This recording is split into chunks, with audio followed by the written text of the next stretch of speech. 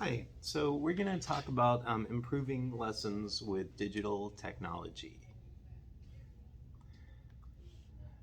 First, I want to hear about your attitudes about technology in the classroom, and then I want everyone to share how they feel about technology integration in the classroom. Then we're going to talk about digital citizenship, and you're going to read about digital citizenship, and then we're going to talk about strategies that will help make the students good digital citizens, and they will make good ethical choices. And then finally, you're going to listen to a presentation about a flipped classroom, and we're going to work together to write a list of the pros and cons of a flipped classroom. So technology buy-in is important from the teachers. The teachers need to believe in technology. They need to feel that it's the right choice, and they need to feel supported in their implementation of the technology. Technology in the classroom can help students with learning and communication difficulties.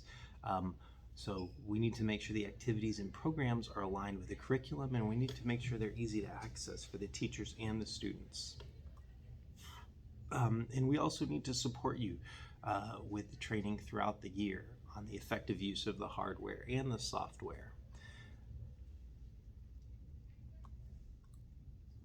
So this part, you're gonna work together in your group and fill out your Google Forms, including the questions: how have you integrated technology into your lessons in the past?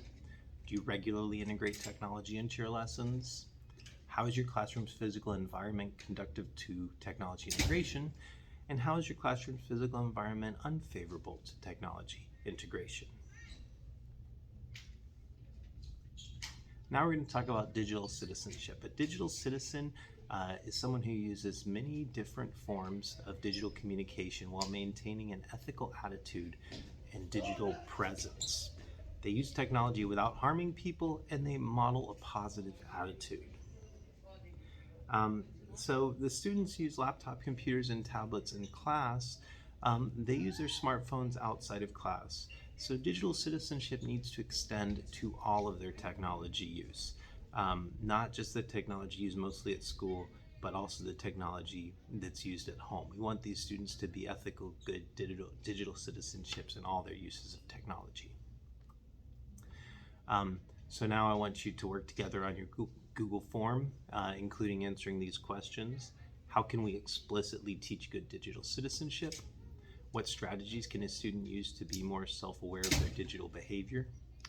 How does a student know that they're being a good digital citizen?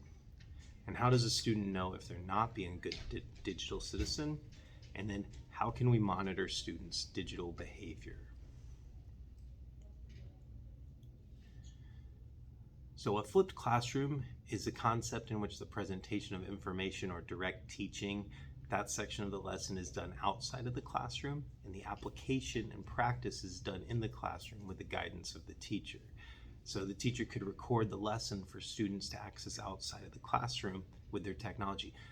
The teacher could record it themselves, or you could assign a YouTube video or some other website to explore that will introduce the students to the content. So when the students come to class, they've already been exposed to the content, and so being in class is a time to practice the skills with the teacher. So in the flipped classroom, it has been shown to improve academic performance across grade levels.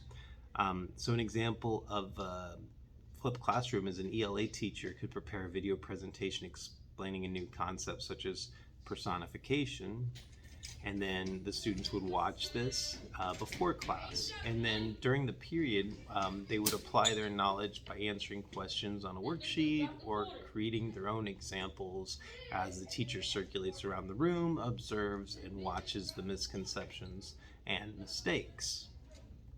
So I want you to work on this part on your Google form. Included, please answer these questions. What are some positives and negatives about flipped classrooms? Does this strategy appeal to you? Which types of learners would thrive in a flipped classroom? And then which types of learners may not be a good fit for a flipped classroom? Thank you very much. Have a great day.